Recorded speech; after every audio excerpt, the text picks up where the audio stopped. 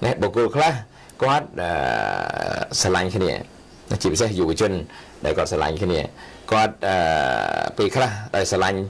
nên đi được bảo sờ lạnh đi biết nè ôn chỉ mà chắc chỉ biết là bao bong được bong chỉ mà chắc chỉ biết là bao ôn anh đang phô sật bà anh đang phô sật bao ប្រសិនបើយើងនៅតែបន្តគិតថាអូអ្នកនៅជុំវិញនោះធ្វើអ្វីដែលយើងចង់បាន 100% យើងកំពុងតែដាក់ច្រវាក់ផ្លូវអារម្មណ៍ខ្លួនឯងហើយពេលវេលាមានកំណត់ជីវិតមានកំណត់កុំទុកឲ្យពេលវេលាហ្នឹងទៅដោយឯងបាត់បានប្រយោជន៍ដកដង្ហើមចោលតែបាត់អស់ហើយឬក៏ឲ្យមនុស្សដទៃផ្សេងទៀតមករំខានយើងនៅក្នុងអ្វីដែលជាការធ្វើឲ្យយើងមានការរីកចម្រើនលោកអោមសេងបូរ៉ាគឺជានាយក CEO Master Club ហើយនេះគឺជាកលុយជោគជ័យទាំង10របស់លោកសូមអញ្ជើញទស្សនាទាំងអស់គ្នាខ្ញុំក៏ធ្លាប់គិតថាអត់អាចដែរប៉ុន្តែពេលដែលយើងប្រឡូកនៅក្នុងសង្គមយើងឃើញអ្នកដែលជោគជ័យជាច្រើនដែលគាត់មកថាលូតលាស់ពីមិត្តដំណើរការទៅដំណើរការទាំងហេរញ្ញវត្ថុទាំងកិត្តិយសអីជាដើមនោះគឺគាត់សិតតែរកឃើញនេះគាត់ស្វែងយល់អំពីមនុស្សជាច្រើនទៀតដែលជោគជ័យក្នុងពិភពលោក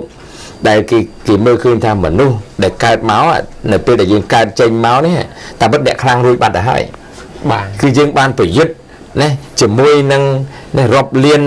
អ្នកទៀតដែលថាមុនដែលថាឪពុកម្ដាយរបស់យើងប្រកកំណត់ឲ្យយើងនេះយើងជាអ្នកជោគជ័យទី1បាទអញ្ចឹងយើងខ្លាំងតាំងពីយើងនៅក្នុងពោះម៉ែបាទដែលកើតមកម៉ែអញ្ចឹងដល់ពេលដែលយើងកើតមកចេញមកនេះយើងត្រូវបញ្ចេញសមត្ថភាពបញ្ចេញនៅការខិតខំប្រឹងប្រែងនិងការប្រកួតប្រជែងនៅក្នុងសង្គមជីវិតរបស់យើងតែមួយតាំងពីការរហូតដល់ស្លាប់យើងមិនទៅស្លាប់ទៅវិញដោយនៅតែឲ្យបណ្ដោយខ្លួនឯងក្រទេបាទអញ្ចឹងអាហ្នឹងគឺជាចំណុចមួយសំខាន់ដែលប្រសិនបើយើងចង់ខ្លាយទៅជាមនុស្សដែលជោគជ័យមនុស្សដែលលូតលាស់មនុស្សដែលខ្លាយទៅអ្នកដឹកនាំកិច្ចការធំដុំនោះគឺថាត្រូវតែយកភាពជាម្ចាស់លើខ្លួនឯងណាបុគ្គលខ្លះគាត់ស្រឡាញ់គ្នាជាពិសេសយុវជនដែលគាត់ស្រឡាញ់គ្នាគាត់ពេលខ្លះដែលស្រឡាញ់នារីឬក៏បរិសុទ្ធស្រឡាញ់នារីពេកណាអូនជាម្ចាស់ជីវិតរបស់បងឬក៏បងជាម្ចាស់ជីវិតរបស់អូនអាហ្នឹងផុសសិតបាទអាហ្នឹងផុសសិតគឺបោកសិតបាទអាហ្នឹងដោយសារអារម្មណ៍ដោយសារតែផ្លូវអារម្មណ៍ណាតាមពិតសេចក្តីសុខពិតប្រាកដគឺនៅលើខ្លួនយើងបាទប្រាកដណាស់គេផ្ដល់ឲ្យយើងយកយើងមានអំណរជាមួយវាប៉ុន្តែចុងក្រោយគឺយើងជាអ្នកបង្កើតវាហើយកិច្ចការលទ្ធផលទាំងអស់យើងគឺជាម្ចាស់និងយើងកម្រងចាំតតែគេឲ្យបុគ្គលធម្មតាជាច្រើនគាត់រងចាំតតែគេថាមើលមេអញកាលឡើងតំណែងអញវិញរងចាំនេះជាបទពិសោធន៍កិច្ចការងារដែលខ្ញុំឆ្លងកាត់កន្លងមករៀនបើថាបងសួររឿងរៀនមិញរៀនណាយើងរៀនបើសិនជាអត់ធ្វើយកភាពជាម្ចាស់ថាយើងធ្វើម៉េចរៀនឲ្យបានបន្ទុកល្អយើងមិនជាប់ចំណាត់ថ្នាក់ណាហើយវាមិនមែនកាត់ឡើងតែឯងណាអញ្ចឹងយើងខ្លួននេះថាដើម្បីរៀនបកកែនេះខ្ញុំទៅធ្វើមិនខ្លះបាទមិនតលឪពុកម្ដាយឬក៏បងប្អូនប្រាប់ដែរខំរៀនធ្វើចេះអាហ្នឹងយើងមិនមែនជាម្ចាស់លើសកម្មភាពរបស់យើងផងអញ្ចឹងយើងទៅធ្វើក៏អត់ពេញចិត្តដែរអញ្ចឹងដោយសារគេបង្ខំដោយសារគេជំរុញតែបើយើងធ្វើដោយខ្លួនឯងដោយចំណងយើងថាលទ្ធផលគ្រប់យ៉ាងគឺចាញ់ពីយើងទទួលខុសត្រូវយើងធ្វើវាយើងរៀនយើងត្រូវខំប្រឹងប្រែងរៀនយើងដាក់ជីវិតធ្វើក្នុងការរៀនតែម្ដងធ្វើការយើងដាក់ជីវិតក្នុងការធ្វើការតែម្ដងនេះខ្ញុំតែងតែប្រើពាក្យថាដាក់ជីវិតធ្វើនៅពេលដែលយើងហ៊ានដាក់ជីវិតធ្វើហើយយើងដឹកនាំជីវិតរបស់យើងហ្នឹងគឺទៅរកសកម្មភាពដែលបានលទ្ធផលហ្នឹងហើយបាទអញ្ចឹងសរុបមកវិញគឺតើតើទៅនឹងការដែលយកភាពជាម្ចាស់លើខ្លួនឯងគឺដឹកនាំជីវិតខ្លួនឯងទទួលខុសត្រូវទៅលើលទ្ធផលកុំបន្ទោសអ្នកដទៃណាធ្វើរៀនមិនប្រកែកុំបន្ទោសគេធ្វើការបានល្អកុំបន្ទោសមេកុំបន្ទោសអ្នកជំនាញធ្វើការជាមួយដោយសារតែនេះខ្សែដោយសារតែមេហើយមានមិនចេះជួយមិនស្អីគឺត្រូវតែមើលខ្លួនឯងដឹកនាំខ្លួនឯងមើលថាតើខ្ញុំធ្វើម៉េចបើគេធ្វើរីកចម្រើនអញ្ចឹងតើខ្ញុំគួរធ្វើម៉េចដើម្បីល្អដូចគេហើយអាចល្អជាងគេទៀតអញ្ចឹងយើងច្នៃប្រឌិតខ្លួនយើងទៀតយើងរៀបចំដឹកនាំជីវិតកិច្ចការណានៅក្នុងការងារក្តីការរស់ស៊ីក្តីនិងការរស់នៅក្នុងក្រុមគ្រួសារក្តីយើងត្រូវដឹកនាំជីវិតរបស់យើងទៅរកសេចក្តីសុខគមតែរំពឹងតែពីគេអ្នកដែលរំពឹងពីគេគឺជាទូទៅតែងទទួលមកវិញនៅការលំបាកផ្លូវចិត្តបាទនៅការរំពឹងទុកនោះព្រោះយើងគិតថាណាអាការសេចក្តីសុខរបស់យើងឬក៏លទ្ធផលរបស់យើងតលតែគេឲ្យបាទមនុស្សដែលដឹកនាំជីវិតខ្លួនឯងគឺជាអ្នកដែលធ្វើឲ្យខ្លួនឯងហើយនឹងផ្ដល់ឲ្យអ្នកដទៃទៅវិញអត់រងចាំទេបាទ ជីវិតទាំងមូលរបស់យើងអ្នកដូចជាត្រាបានលើកឡើងពីខាងដើមណាគឺជាការយល់ឃើញត្រូវរបស់យើងដែលយើងកំណត់ថាជោគជ័យនោះជាអ្វីនោះវាជារឿងសំខាន់ណាស់បើប្រសិនបើយើងកំណត់ការជោគជ័យនោះមានតែលុយមួយមុខអាហ្នឹងគឺយើងអត់គ្រប់ជ្រុងជ្រោយទេលុយវាសំខាន់ហើយប៉ុន្តែវាជាមួយផ្នែកទេនៃជីវិតអញ្ចឹងភាពជោគជ័យរបស់យើងគឺទី1ជោគជ័យទៅលើផ្នែកផ្លូវរាងកាយរបស់យើងទាំងសុខភាពទាំងអីជាដើមអាហ្នឹងគឺជោគជ័យមួយដែលយើងត្រូវយកចិត្តទុកដាក់ទី2គឺជោគជ័យផ្លូវអារម្មណ៍នេះហើយជោគជ័យផ្លូវអារម្មណ៍នេះគឺវាធ្វើឲ្យយើងក្នុងជីវិតរបស់យើងមានអត្ថន័យយ៉ាងណានោះអាហ្នឹងហើយបាទជាលទ្ធផលនោះមិនបាច់ទៅរកអីច្រើនទេគឺថាក្នុងមួយថ្ងៃ24ម៉ោងយើងមានអារម្មណ៍ប៉ុណ្ណាល្អប៉ុណ្ណាអាក្រក់ប៉ុណ្ណាខឹងប៉ុណ្ណានោះខឹងប៉ុណ្ណានោះអាហ្នឹងគឺមានចម្រៀងទៀតធ្វើឲ្យយើងកំណត់នៅជោគវាសនាអនាគតខ្លួនឯងហើយទី3គឺការជោគជ័យទៅលើផ្លូវគំនិតដែលតាមពិតទៅផ្លូវគំនិតនេះហើយដែលជាគេហៅថាជាអ្នកដឹកនាំជីវិតតែម្ដងមិនមែនអារម្មណ៍ទេគឺថាអ្វីដែលយើងអាចគ្រប់គ្រង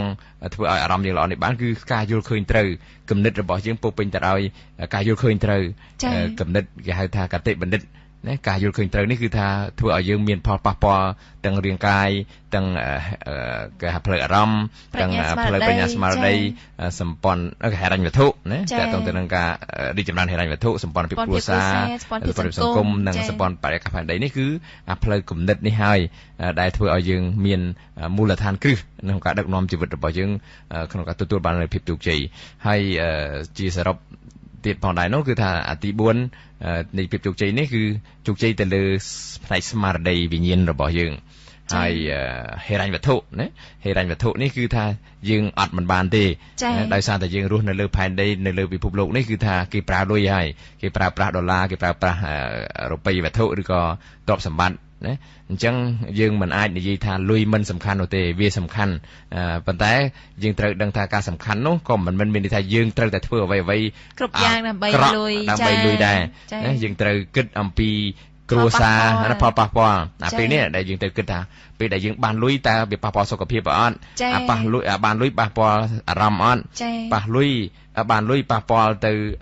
ក្រុមគ្រួសារយើងអត់បានលុយប៉ះពាល់សង្គមអត់បានលុយប៉ះពាល់នឹងបរិយាកាសផែនដីអត់អញ្ចឹងទាំងអស់នេះគឺវាជាអត្តន័យដែលជាមូលដ្ឋាននៃការគិតនិងការសម្រេចចិត្តដើម្បីឲ្យយើងធ្វើអ្វីៗគ្រប់យ៉ាងនៅលើជីវិតនៅក្នុងជីវិតរបស់យើងនេះបានទទួលនឹងជោគជ័យ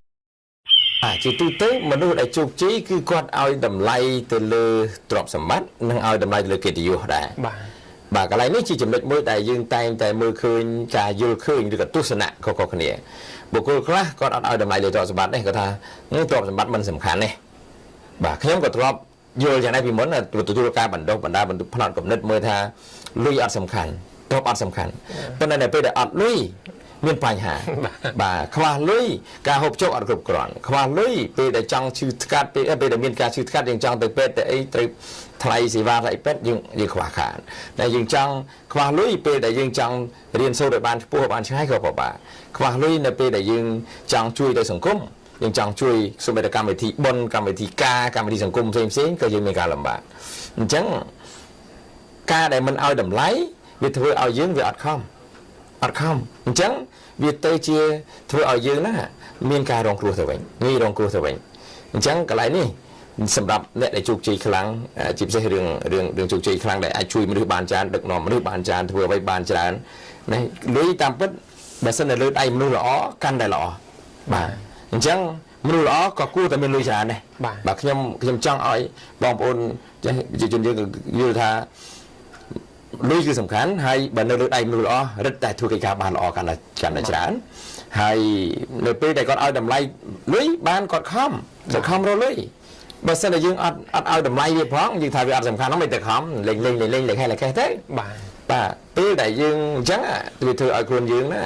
មានបញ្ហារឿងលុយវាធ្វើឲ្យក្រុមគ្រួសារយើងខ្សោយវាធ្វើឲ្យទៅដល់ប្រទេសជាតិយើងខ្សោយទៀតព្រោះប្រទេសដែលមានគឺប្រទេសដែលខ្លាំងគឺប្រទេសដែលមានតែប្រទេសដែលមានប្រជាពលរដ្ឋយើងក្រមិនកើតអញ្ចឹងវាតតែយើងខំនេះឲ្យមានលុយដែរបាទដើម្បីយើងអាចយកទៅប្រើប្រាស់ណាសម្រាប់ចំណាយសម្រាប់គ្រប់គ្រងអ្វីដែលយើងចង់បាននឹងក្រុមគ្រួសារផងហើយសម្រាប់ចង់ជួយសង្គមឲ្យបានកាន់តែច្រើនផងអញ្ចឹងខ្ញុំគិតថា លុយមិនមែនជាអ្វីអាក្រក់ទេគឺជារបស់ដែលយើងត្រូវការដោយសារតែសង្គមពិភពលោកនេះគេប្រើប្រាស់លុយជាមធ្យោបាយវាអត់ជាផុតទេអញ្ចឹងត្រូវតែឲ្យតម្លៃវាណាប៉ុន្តែមិនមែនវាជាអ្វីគ្រប់យ៉ាងទេណាមិនមែនជាអ្វីគ្រប់យ៉ាងទេប៉ុន្តែវាសំខាន់សម្រាប់ធ្វើឲ្យយើងអ្វីមានអីផ្សេងៗទៀតដែរឯបុគ្គលដែលគាត់រីកចម្រើនគាត់ជាទូទៅគាត់ផ្ដោតទៅលើគោលដៅរបស់គាត់តែម្ដងបាទហើយគោលដៅរបស់គាត់បើសិនបើគាត់គិតអ្វីគាត់ធ្វើអ្វីគាត់ចំណាយពេលវេលាគាត់ខ្សែគប់គាត់អីហ្នឹងគឺថាការធ្វើសកម្មភាពទាំងអស់គឺតាទៅផ្ដោតតើអាសកម្មភាពរបស់គាត់ការគិតរបស់គាត់ការនិយាយរបស់គាត់ការអ្វីដែលគាត់ធ្វើទាំងអស់នោះវាពាក់ព័ន្ធនឹងការបង្កើនទ្រព្យអត់បាទបើតាក់ទងនឹងការបង្កើនទ្រព្យសម្រាប់ខ្លួនគាត់និងអ្នកនៅជុំវិញគាត់ចូលចិត្តគាត់ផ្ដោតនិយាយបានច្រើនបាទជាជាងនិយាយទៅវាខាតពេលនេះជាយើងធ្វើទៅវាខាតពេលអញ្ចឹងគាត់ផ្ដោតទៅលើអ្វីដែលបង្កើនទ្រព្យអ្វីដែលបង្កើនកិត្តិយសបាទឬក៏អ្វីដែលបង្កើនសេចក្តីសុខតែដល់គាត់នឹងអ្នកនៅជុំវិញដែរបាទអញ្ចឹងកន្លែងនេះបើយើងឆ្លុះបញ្ចាំងមើលនៅក្នុងសង្គមគ្រួសារណាយើងអាចនឹងមើលឃើញថាតើយើងជួនកាលយើងជាអាណាព្យាបាលណាដែលយើងជាគំរូរបស់កូនចៅយើងតើយើងជាទូទៅមួយថ្ងៃពេលយើងជួបជុំគ្នាយើងយករឿងអីមកនិយាយពេលអង្គុយតុបាយ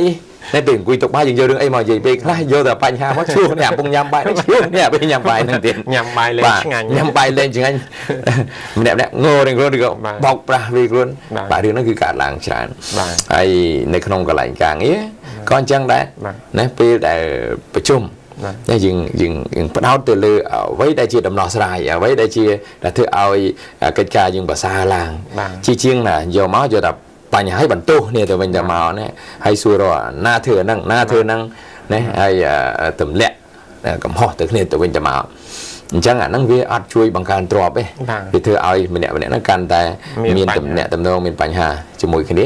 ហើយការរស់ស៊ីក៏អញ្ចឹងដែរតែបើយើងរួបរวมគ្នារស់ស៊ីគឺថាយើងធ្វើម៉េចយើងជួយគ្នារកដំណោះស្រាយរកអ្វីដែលល្អគិតរឿងល្អថាធ្វើម៉េចដើម្បីឲ្យអាការរស់ស៊ីរបស់យើងរីកចម្រើនជាងមុនជាងតែមើលបំណាំគ្នាបាទគឺបងគិតថារស់ស៊ីជាមួយគ្នានឹងធ្វើឲ្យរីកចម្រើនប៉ុន្តែដល់ពេលរស់ស៊ីមើលមួយនេះធ្វើតិចឬក៏ធ្វើច្រើននេះមើលទៅគិតតែប្រយោជន៍វាអត់គិតប្រយោជន៍នេះដល់ពេលគិតរៀងខ្លួនទៅអាហ្នឹងធ្វើឲ្យមានបញ្ហានៅក្នុងដំណងហ្នឹងអញ្ចឹងនេះគឺថានៅក្នុងខួរក្បាលរបស់យើងគឺតាក់ទងទៅនឹងគេហៅច្បាប់ដែលវាច្បាប់ទំនាញភាសាអង់គ្លេស the law attraction តែយើងគិតអីវិចារណាបានហ្នឹងបាទអញ្ចឹងបញ្ហាណាបើសិនយើងគិតទៅឃើញតែបញ្ហាវាបញ្ហាវាមកគិតទៅឃើញទៅដំណោះស្រាយរឿងល្អវានឹងរឿងល្អមករួមទាំងអារម្មណ៍យើងក៏វាល្អដែរអញ្ចឹងនេះគឺជាចំណុចមួយសំខាន់ដែលយើងត្រូវប្រើប្រាស់នៅការគិតរបស់យើងសកម្មភាពរបស់យើងដែលធ្វើការទំនាក់ទំនងជាមួយអ្នកពាក់ព័ន្ធទាំងអស់ទាំងនៅក្រុមគ្រួសារទាំងនៅក្នុងកន្លែងការងារនិងរបបរស៊ីនៅក្នុងសង្គមគឺធ្វើម៉េចផ្ដោតរឿងល្អអាហ្នឹងគេចូលចិត្តយើងទំនាក់ទំនងល្អនឹងធ្វើឲ្យអ្វីកាន់តែមានភាពស្រស់ស្រាយរីករាយនិងរីកចម្រើនបាទជាទូទៅមនុស្សជោគជ័យគេធ្វើសកម្មភាពទៅតាមការសន្យារបស់គេគឺបើសិនជាគេសន្យាថាឲ្យផ្ដល់ឲ្យអីមួយឬក៏ធ្វើអីមួយគឺគេធ្វើឲ្យបានបើធ្វើមិនបានទេគេអត់តន់ឈប់ទេគេធ្វើតលបានផលបានគេឈប់ឯមនុស្សធម្មតាវិញមនុស្សដែលមិនសូវរីកចម្រើនវិញគឺសន្យាចោលបាទដែលអត់បានធ្វើទេបកកែខាងសន្យាហើយអត់បានដល់អញ្ចឹងធ្វើឲ្យបាត់នៅទំនុកចិត្តពីអ្នកពាក់ព័ន្ធជាក់ស្ដែងនៅក្នុងការធ្វើការងារនៅក្នុងឧទាហរណ៍ថាក្នុងការងារមានប្រធានមានបុគ្គលិកបាទហើយប្រធានអាចនឹងផ្ដល់ការងារមកដល់បុគ្គលិកទទួលថាអូខេការងារនេះខ្ញុំធ្វើបាននឹងធ្វើជូនប៉ុន្តែពេលដែលប្រធានមកសួរនាំកិច្ចការនឹងមិនហើយអត់បានធ្វើបាទឬក៏ភ្លេចឬក៏ហេតុផលចេះអាហ្នឹងគឺអត់ធ្វើឲ្យបាត់ទំនុកចិត្តពីប្រធានហ្នឹងជួនកាលធ្វើការក៏អាចពាក់ព័ន្ធជាមួយនឹងផ្នែកផ្សេងដែរឧទាហរណ៍យើងផ្នែកខាងគណនេយ្យធ្វើការជាមួយនឹងផ្នែកលក់ផ្នែកផ្សេងទៀតហើយយើងសន្យាថាយើងនឹងផ្ដល់ព័ត៌មានជូនគេតែអត់បានផ្ដល់ឲ្យគេអាហ្នឹងគឺធ្វើឲ្យយឺតយ៉ាវណាបើថាភាពជឿជាក់ពីអ្នកជំនាញចំពោះគាត់ហ្នឹងធ្លាក់ចុះហើយធ្វើឲ្យយឺតយ៉ាវក្នុងសកម្មភាពកិច្ចការនៅក្នុងស្ថាប័នហ្នឹងផងដែរស្តៀងគ្នានឹងការរស់ស៊ីដែរនៅការរស់ស៊ីបើខ្ញុំរស់ស៊ីជាមួយបងខ្ញុំគាត់និយាយតែអាការនិយាយរបស់ខ្ញុំហ្នឹងវាអត់បានចេញជាសកម្មភាពពិតប្រាកដសន្យាថាអូខេខ្ញុំផ្ដល់ជូនចេះមកបងចង់ទិញសេវាកម្មខ្ញុំនឹងផ្ដល់ ចេះបណ្ដៃអត់បានផ្ដល់ទេបាននិយាយអួតនេះបាននិយាយតែឲ្យបានតែហើយបាទអញ្ចឹងបងក៏អត់មានទំនុកចិត្តជាមួយខ្ញុំដែរអញ្ចឹងតកតងទៅនឹងមនុស្សជោគជ័យគេយកចិត្តដាក់គេកសាងភាពស្មោះត្រង់ភាពទៀងទាត់ភាពច្បាស់លាស់ជាមួយនឹងអ្នកពាក់ព័ន្ធដើម្បីឲ្យអ្នកពាក់ព័ន្ធហ្នឹងគឺទុកចិត្តសំខាន់គឺទំនុកចិត្តយើងរកស៊ីយើងធ្វើការបើថាមានទំនុកចិត្តឲ្យអាចធ្វើកិច្ចការធំបានដែរតែបើសិនប្រកុលកិច្ចការទូចឲ្យមួយឲ្យធ្វើមិនបានផងហើយធ្វើឲ្យគាត់ថាធ្វើបណ្ដៃរួចឲ្យអត់ធ្វើបាននឹងអត់មានឱកាសធ្វើកិច្ចការធំទេទៅរកស៊ីក៏យ៉ាងដែរយើងអាចគេជួនកាលគេឲ្យឱកាសយើងក្នុងការធ្វើក្នុងការរកស៊ីជាមួយគ្នាក្នុងការផ្ដល់នៅទំនិញសេវាកម្មជាមួយគ្នាបណ្ដៃនៅពេលដែលផ្ដល់ឲ្យដំបងទៅបណ្ដៃធ្វើអត់កិច្ចការអត់បានល្អហើយជាពិសេសអ្នកដែលលក់សេវាកម្មហ្មងបងប្អូនដែលរកស៊ីខាងសេវាកម្មហ្នឹងគឺសំខាន់មែនតើនៅសេវាអីក៏ដោយខាងគណនេយ្យដល់សេវាកម្មប្រឹក្សាគណនេយ្យឬក៏ខាង IT ខាងទុនធានមនុស្សឬខាងបណ្ដុះបណ្ដាលដែលថាយើងដល់នៅអ្វីដែលយើងថាឲ្យគេនោះគឺធ្វើម៉េចយើងអាចផ្ដល់លើសពីការរំពឹងទុករបស់គេទៀតអាហ្នឹងបានយើងអាចរកស៊ីយូរអង្វែងជាមួយគេវាមាននិរន្តរភាពហើយនឹងគេនឹងជួយផ្សព្វផ្សាយតាមមាត់គេថា word of mouth ផ្សព្វផ្សាយនឹងបន្តទៀតបានមនុស្សជោគជ័យគេអបអរសាទរចំពោះជោគជ័យរបស់អ្នកដទៃបាទហេតុអីបានគេអបអរសាទរព្រោះគេស្ងើចសរសើរគេកោតសរសើរបុគ្គលនោះហេតុអីបានគាត់ជោគជ័យអញ្ចឹងគាត់ប្រកែម៉េះគាត់ធ្វើមិនបានហើយដល់ពេលដែលគេសរសើរអញ្ចឹងវាធ្វើឲ្យគេនេះបើកចិត្តក្នុងការរៀនពីអ្នកនោះទៀតបាទអញ្ចឹងកាលណាយើងសរសើរពីគេយើងចង់រៀនពីគេហើយយើងចង់ខ្សែពុកជាមួយគេទៀតតែបុគ្គលខ្លះបុគ្គលខ្ញុំហៅថាបុគ្គលធម្មតាគាត់អត់ឃើញតែគេរីចម្រើនអីឃើញធ្វើអីលើចំណែនហ្មងធ្វើនាំសេចក្ដីទុកឲ្យខ្លួនឯងទៀតក្នុងគណៈដែលបើសិនយើងអបអរគេយើងរីករាយទៅវិញតែដល់ចំណែនគេនៅពេលឃើញគេរីកចម្រើនចំណែនគេមកធ្វើការជាមួយគ្នាគេឡើងតំណែងចំណែនគេនេះអត់សบายចិត្តណាអត់តំណែងល្អជាមួយគេហើយដល់ពេលហ្នឹងគឺធ្វើឲ្យទុកនាំទុកដាក់ខ្លួនឯងណាទាំងផ្លូវអារម្មណ៍ទាំងតំណែងការងារវាអត់បានល្អអញ្ចឹងកន្លែងនេះមានរឿងនឹងកាត់ឡើងច្រើនណាសម្រាប់បុគ្គលគាត់ដែលគាត់លូតលាស់មកក្នុងបរិយាកាសមួយដែលមិនសូវគេថាមិនសូវ positive មិនសូវវិជ្ជមានគឺគាត់លះអន់ចិត្តលះចំណែនដែលធ្វើឲ្យគាត់គេរីចម្រើនគាត់ទៅចិត្តទុកថាហ្នឹងវាជាបញ្ហាដែលសម្រាប់គាត់ទៅវិញបាទកន្លែងនេះគឺផ្នត់កំណត់របៀបហ្នឹងអត្តចរិតរបៀបហ្នឹងគឺមិនជួយគាត់ឲ្យរីចម្រើនទេណាបុគ្គលដែលរីចម្រើនគឺឃើញអ្នកណារីចម្រើនគឺអបអរសាទរហើយសូមរៀនសូមខ្សែគប់មកបាទអាហ្នឹងគឺធ្វើឲ្យយើងបង្កើននៅចំណេះដឹងថ្មីទំនាក់ទំនងថ្មីហើយសប្បាយរីករាយនឹងអ្វីឃើញគេលូតលាស់យើងចង់ឲ្យគេលូតលាស់នៅពេលដែលយើងទទួលស្គាល់ថាមនុស្សខុសគ្នាហើយតើយើងការរំពឹងទុករបស់យើងនោះដូចយើងចង់បាន 100% ដូចអ្វីដែលយើងគិតដែរទេប្រសិនបើយើងនៅតែបន្តគិតថាអូអ្នកនៅជុំវិញនោះធ្វើអ្វីដែលយើងចង់បាន 100% យើងកំពុងតែដាក់ច្រវាក់ផ្លូវអារម្មណ៍ខ្លួនឯងហើយវាជាច្រវាក់ជីវិតផ្លូវអារម្មណ៍នឹងតែម្ដងចា៎អញ្ចឹងយើងត្រូវទទួលស្គាល់ថាមនុស្សអាចធ្វើអីខុសពីយើងអាចគិតខុសពីយើងអាចធ្វើខុសពីយើងព្រោះគេមានការគិតផ្សេងការសម្រេចសម្រេចចិត្តគឺផ្សេងពីយើងដែរអញ្ចឹងនៅពេលដែលយើងយល់របៀបនេះគឺធ្វើឲ្យយើងបានស្ងប់អារម្មណ៍ហើយយើងអត់ប៉ះពាល់មួយទៀតយើងធ្វើការវិភាគទៀតថាប្រសិនបើយើងខឹងតើវាចំណេញអីវាខាតអីយើងកំពុងតែរស់ស៊ីនៅក្នុងជីវិតការរស់ស៊ីរបស់យើងកំពុងតែចង់បាននូវសេចក្តីសុខមិនចឹងតើការខឹងនាំមកនូវសេចក្តីសុខដែរទេអត់នាំមកនូវសេចក្តីសុខទេធ្វើឲ្យសម្រស់កាន់តែជ្រីវជ្រួញកាន់តែយ៉ាប់គេហៅថាចេះបងក្មេងទៅកាន់តែក្មេងទៅតែក្មេងទៅប៉ុនចាស់វាមកវិញហើយមួយទៀតវាអត់ចំណេញលុយទេចា៎ព្រោះនៅពេលដែលយើងខឹងច្រើនជួនកាលយើងមិនប៉ុនមើលពេលអ្នកខ្លះដែលគាត់ខឹងគាត់បោកគាត់បោកចានគាត់គប់ចោលនេះទូអីវាយខ្ទេចវាយខ្ទីចា៎ជួនកាលគាត់ខឹងពេកទៅរត់ទៅផឹកអីចឹងជួនកាលវាយគេវាយឯងគេវាយវិញទៀតហ្នឹងត្រូវថែមទៀតហ្នឹងបាទអញ្ចឹងខាត់ណាទាំងលុយកាក់ខាត់ទាំងពេលវេលា ឈឺទាំងខ្លួន ចា៎ បាទហើយគេស្អប់គេអត់ចូលចិត្ត ចា៎ គេអត់ចូលចិត្តអញ្ចឹងការដែលយើងខឹងយើងចំណែនយើងអាក់អន់ចិត្តគឺជាបញ្ហាផ្លូវអារម្មណ៍ហើយជាបញ្ហាជីវិតអញ្ចឹងកន្លែងនេះគឺជាចំណុចសំខាន់ដែលជាពិសេសសម្រាប់បងប្អូនប្រជាពលរដ្ឋទូទៅតែម្ដងនៅលើពិភពលោកគឺថានេះគឺជាមូលដ្ឋានដើម្បីរកសេចក្តីសុខពិតប្រាកដសម្រាប់ជីវិតដើម្បីឲ្យជីវិតមានសន្តិភាពពីខាងក្នុង ចា៎ យើងកុំរំពឹងថាអូអ្វីៗនៅជុំវិញខ្លួនគេនឹងធ្វើឲ្យយើងដូចអ្វីដែលយើងរំពឹងទុកនោះហើយកុំសង្ឃឹមថាគេនឹងផ្ដល់យុត្តិធម៌ឲ្យយើង 100% នោះ ចា៎ អញ្ចឹងយើងទៅផ្ដល់យុត្តិធម៌ពីក្នុងចិត្តរបស់យើងមកវិញយុត្តិធម៌តាមលក្ខណៈធម្មជាតិយុត្តិធម៌តាមការយល់ឃើញត្រូវ ចា៎ អញ្ចឹងទើបឲ្យយើងមានភាពស្ងប់ចិត្តហើយយើងបន្តនៅភាពរឹងមាំផ្លូវអារម្មណ៍ហើយអានេះគឺជាមូលដ្ឋាននៃភាពជាអ្នកដឹកនាំតែម្ដងបង